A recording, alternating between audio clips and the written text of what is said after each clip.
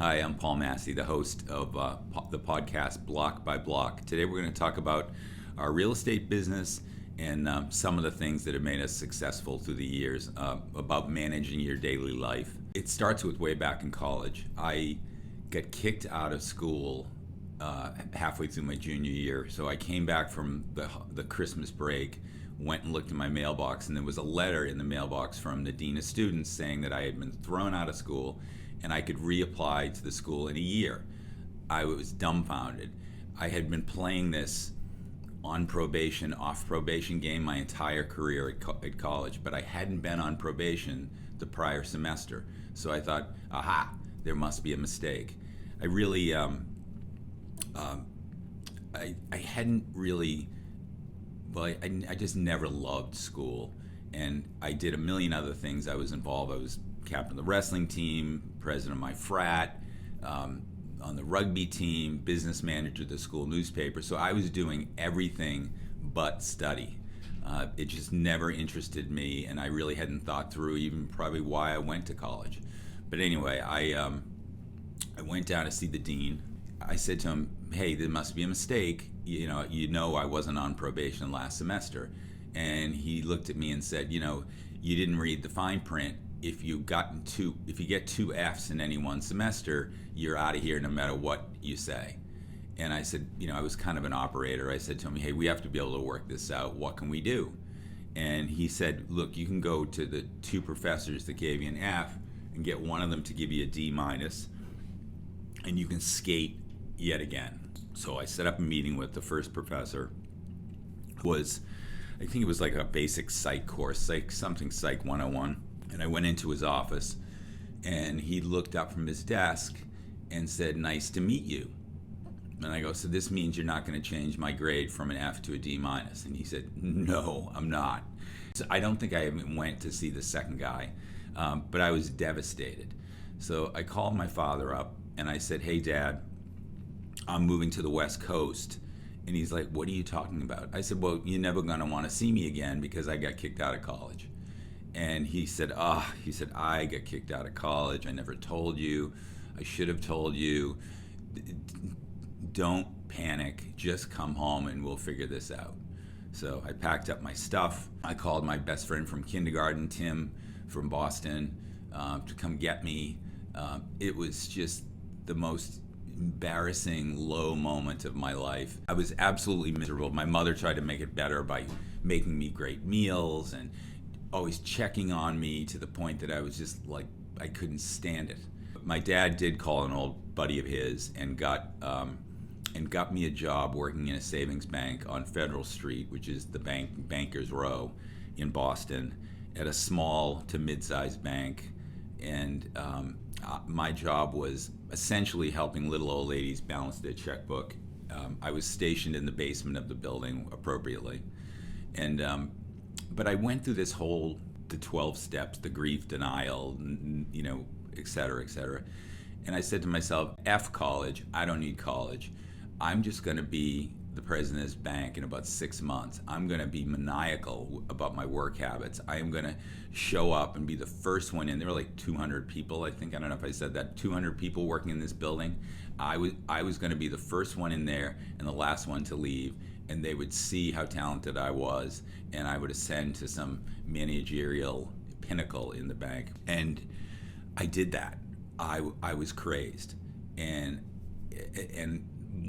I didn't really love working at the bank. I had this manager who was this very, very finicky, whiny, really tough character to work with. And my review came after about 90 days. And he graded me on 10 different things, and I expected 10 out of 10 on everything. And on 2 of the items, I forgot, I didn't even remember what they were, he gave me an 8. And I said to this guy, I said, David, I'm perfect. I'm maniacal. I'm a 10 out of 10 on everything. And he just looked at me, and he had a twitchy little mustache, and he said, I just never give anyone a perfect grade on principle. And I was like, oh, my whole world came crashing down. So that was my strong realization that I didn't want to be the president of the bank. So I started writing letters and calling the dean and being completely ignored. So then I had my friends write letters. Then I had the president of the bank, who I used to think I wanted to be, write letters. And I was all over this guy. So the whole summer goes by, and I'm utterly miserable. And I'm at my clerk desk, and it's the last week of August, the week before school's supposed to start for my senior year in college. And the phone rings, and it's the dean. And he said, "Hey, I've been ignoring you. I've been throwing creative hurdles in front of you." But he goes, "I usually give a kid a year off because they need that amount of time to grow up. But I actually think you might be cured. And so get back here and don't F this up." And so I go running home to my parents, and I said, "I got back into Colgate." And my dad looked at me and he says, "I'm really sorry, Paul, but I'm almost bankrupt. I've got 4 kids in college. I've got so many tuitions. I'd really appreciate it if you just went to some local school nearby and saved the money." And I was like, nope. I have this unfinished business at Colgate. I must go back. So I hocked my car that I lovingly rebuilt, some little sports car that I had. I hocked myself up with loans. I was able to pay for most of my last 3 semesters at school, and I went back. And my first order of business was ensconcing myself back in my fraternity, which everyone warned me not to do. "Paul, that's where you got in trouble. You were partying, you were hanging out. Don't go back to the frat." But I insisted. I went back to the fraternity. And it was funny. My best friend Jeff Edison, showed up at my room to greet me back at college, and he walks into my room and he's like, "What'd you do with Paul?"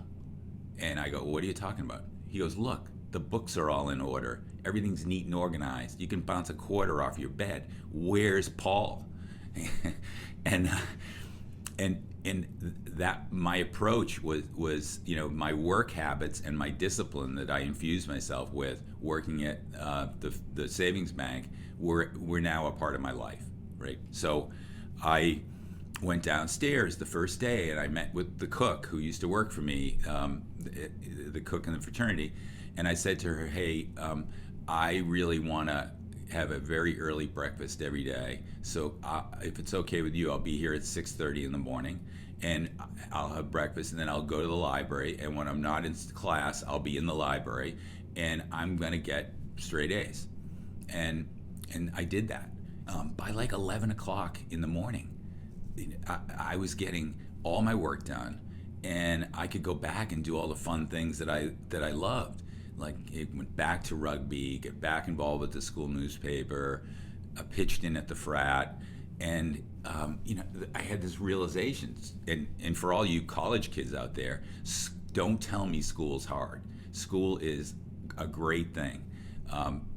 But anyway, so I got straight A's, and I really thrived in school, and I guess my graduating GPA was 2.7, because those zeros really mess up your cum. But so anyway, I finally graduate in the summer before my senior year, or the summer after my junior year. I had gotten an internship with C.B. Richard Ellis in Boston through one of the frat alums that would come around and make sure we weren't burning the house down. And I had a great time there. I loved real estate. I never knew real estate existed. So I went to the manager of CBRE at the time in Boston. His name was Steve Rice. We're friends to this day, but he was kind of a cranky, tough guy. And I said to him, I need to work here. I want to work here. Also, with my GPA the way it was, I wasn't competing with my classmates for the Goldman Sachs job. And so he says no. He said, "No, I have one opening, and it's a mature office, and I've got a guy who works at Xerox selling copiers, and I've got a guy who works at IBM selling computers," and those were the two hot sales jobs at the time. He goes, "They've had all the training. I'm not rolling the dice on college kid." And I was devastated. So I went back to my frat connection and said, hey, Steve won't hire me in Boston. And this is Jerry Bridges was the frat alum. He said, well, that's the bad news. The good news is we're brand new in New York City, and they'll take anybody down there. And so all my classmates were coming down to New York from Colgate for a training program job or an accounting job. So I knew I'd know people there. But my mindset was go to New York for 6 months, 9 months, work my butt off, impress them so much that I could get Steve Rice to give me that job I thought I wanted in Boston. And when I got to New York, I think, I don't know how long it took, but it was a couple of 3 months, and all of a sudden I'm thinking to myself, why would I ever leave this? It was so great. CBRE was great. They were very paternalistic, great training. I worked in the market research department for about a year, and then we didn't know each other, but I had met Bob Knakal, who I eventually started Massey Knakal with. At he was also, we didn't know each other, but coincidentally, he had also gotten a summer job internship with CB and had worked for them for a couple of summers near his home where he grew up in northern New Jersey. So he showed up, graduates from Penn. I'll always remember his first day on the job because I had been there and doing market research, and he showed up. And this was right around the time that the company was looking for investment sales brokers, which we ultimately volunteered to do. But I walked into the office, 6:30, 6:45 a.m., which was I'm still back on bank time, right? I'm the first one in, the last one out. That followed me. Those habits followed me to work. And so one day I open the elevator door and I walk out, and there's this guy sitting on the floor. It was his first day. Bob didn't have a key to the office, so he's sitting there waiting for someone to come in and open the door. That set up the dynamic of he and I being the first ones in. He had the same work habits, super disciplined, and it also set up a very healthy competition between the two of us about who could get in first.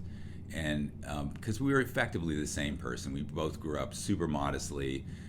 Both had, I don't know when, he probably was born grown up and mature, but we both were mature and wanted the same thing. We wanted to be successful.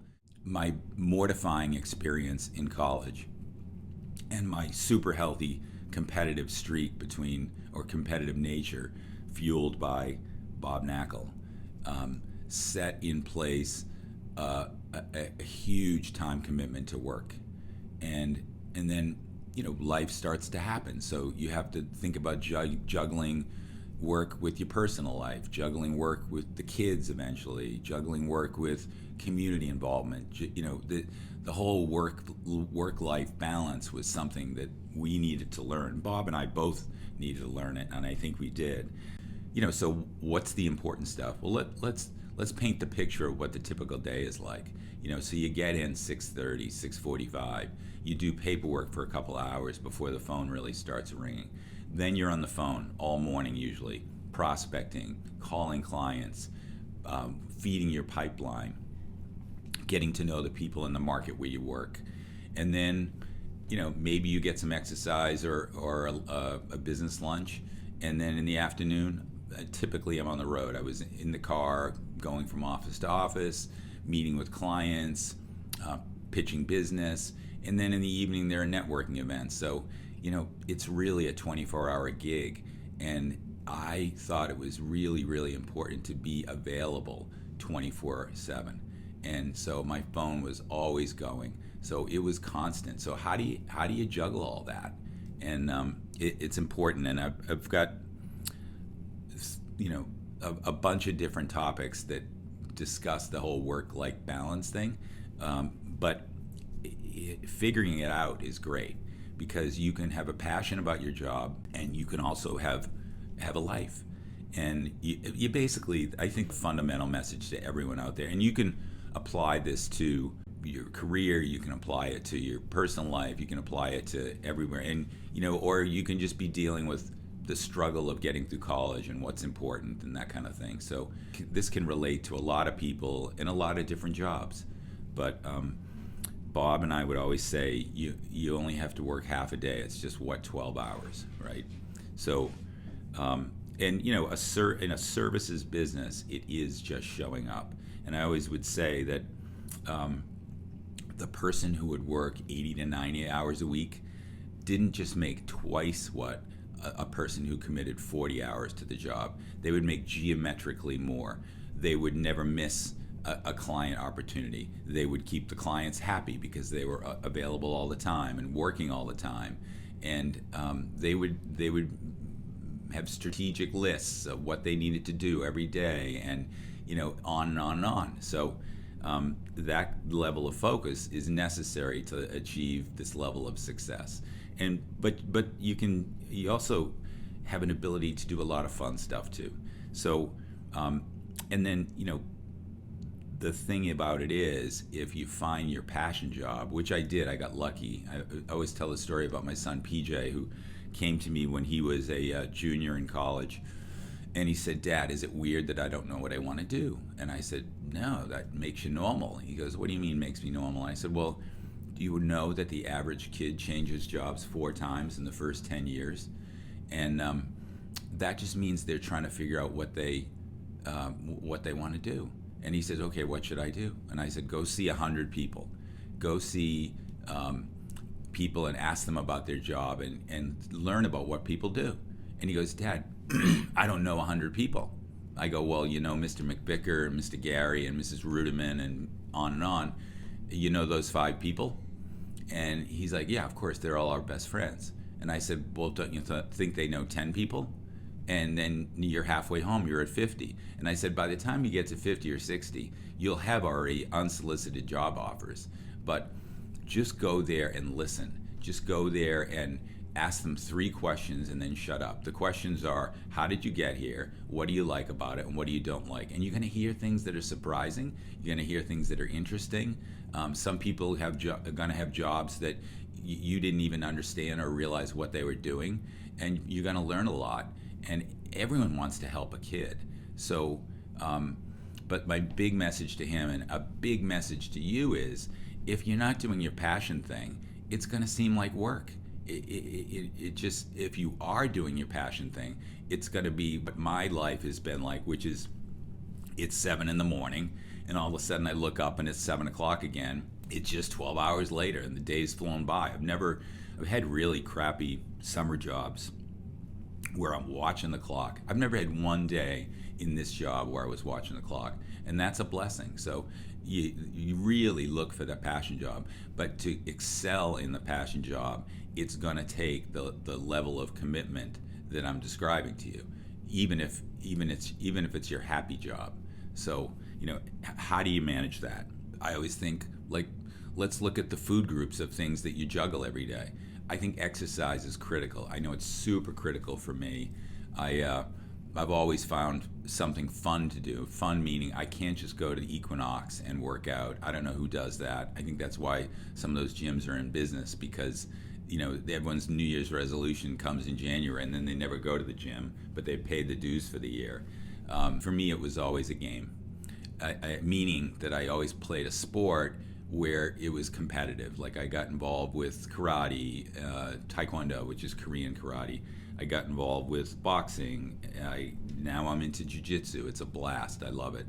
But I would go and go to karate or go to jiu-jitsu, and I still do, midday, like either lunch or right after lunch, and that worked perfectly for me because I love getting in early. I love sitting, nuzzling with my coffee, and moving a lot of papers around so that I'm game on. The other thing I liked about it is you get a big cardio workout, and you shower up and you come back and you feel completely fresh for the rest of the day, and I can eat all the crappy food that I love.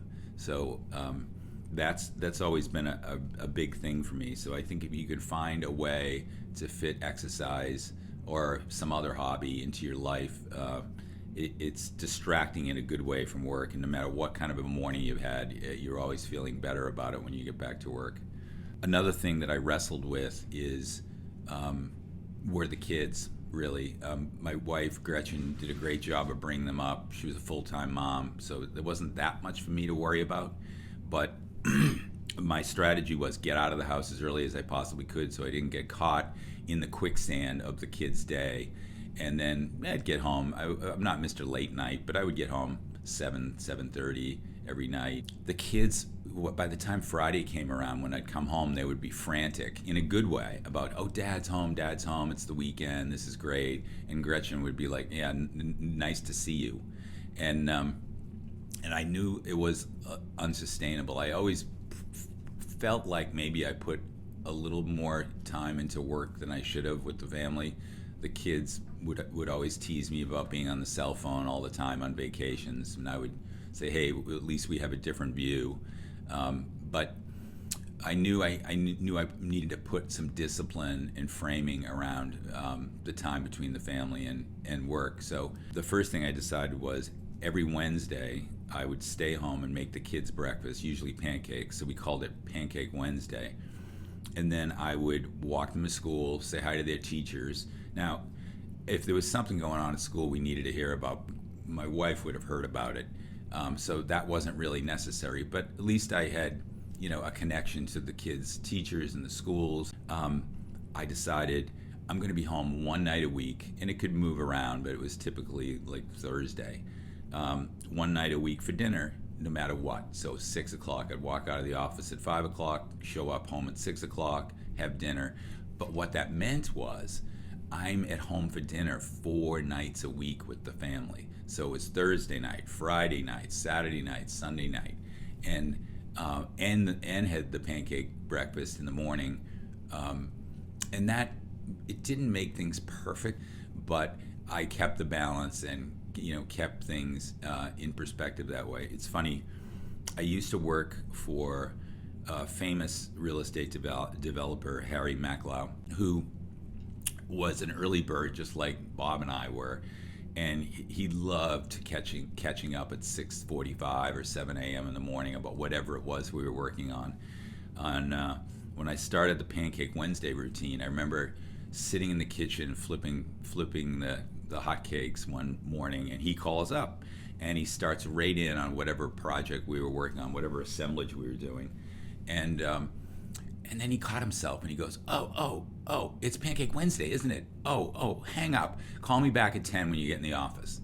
And so even a guy as crazy and maniacal as he was related to the fact that I was attempting to have work-life balance, which I was always very grateful about.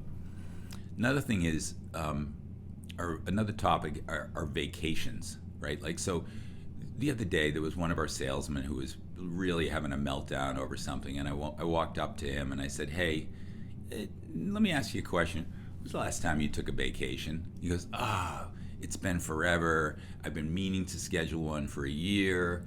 I've got to do something about that. I said, you know what? I think it's important. I think you probably need to, rest up and recharge your batteries. And so I'm going to come back to you next week and ask you about the vacation, and you should plan one. And I remembered. I went back to him a week later and I said, hey, how's that vacation planning going? And he's like, I haven't got to it yet. Excuse. So I said, you know what? I'm going to come back to you next week, and you should really have thought this through by then. The next week came, and I remembered, and I went back to his desk, and I said, hey, but he looked up from his desk with a smile on his face. He goes, I've got the best vacation planned, and I knew he was in a good place. And it also occurred to me, 50% of the benefit of a vacation is the anticipation, right? And he was in that mode. So I think it's really important to balance vacations, time away from the office. And I shock a lot of people because I'll tell them I take 8 to 9 weeks a year off. And most people look at me like, whoa, that's a lot. But if you think about it, if you spend a couple weeks at the beach in the summer, and if you spend a couple, 2 or 3 weeks a year skiing, and you do throw one family vacation in there and maybe a work salesman reward trip in there, that adds up. So you're out of the office quite a bit. And of course, we already covered the fact that I'm on the phone the whole time. But it is a different vantage point and a different view, and you can do cool stuff that CEOs like to do, like ski and run around on my boat and that kind of stuff. So it is, it's doable to have a good amount of time off and still no one ever complained. No one at work ever said my commitment wasn't there. But it was beneficial because I always felt like I was anticipating. I probably had some trip or something happening almost every month, and it really broke up the routine in a good way, and so I think that's a thing for you. And again, whether you're a college student and you're doing a sport, take the summer off. 12 months a year doesn't work. Every time, with all the things that I've done, the karate, the boxing, the jiu-jitsu, I take the summer off because I think if you do something 12 months a year, you fry out, and I don't want to fry out because I love the things that I do. But that's the way I think about vacations. And another big chunk of commitment is is community involvement, right? So it's always super healthy, I think, if you are community involved, meaning are on the board of things that you're committed to. And by the way, that's another heading where you need to think about your passion. When I first started getting community involved, I joined a couple of non-for-profits where just friends of mine asked me to join them, and I didn't think as much through about what it was. I was just flattered, wow, somebody wants me on their board. But what are they actually doing? And is it really a passion of yours? Or because if it's not a passion, you're going to kind of mail it in, and you could be dedicating yourself to something that's really meaningful. So think through again what it is you're going to do. But there is time in our day to be community involved, and it's beneficial. And some people say, oh, well, you're on boards and you're community involved because you generate business. That is not why you're doing it. You should not be doing it for that reason. It should be completely, you should be completely doing it for altruistic reasons. But the reality is, when you're on a board and you're really a committed and engaged board member, you develop big trust relationships with everyone else on that board. And guess what? When the phone rings and they're like, hey, can you help me with my real estate? Again, that is not why you're doing it, but it is a side product benefit or product of your community involvement, and you're doing good. So that's what I think about when I think about my maniacal work tendencies and how I've channeled them into a healthy, good work-life balance. To everyone, thanks for joining me. This is the first podcast, and we'll be doing one every week, and I look forward to seeing you again.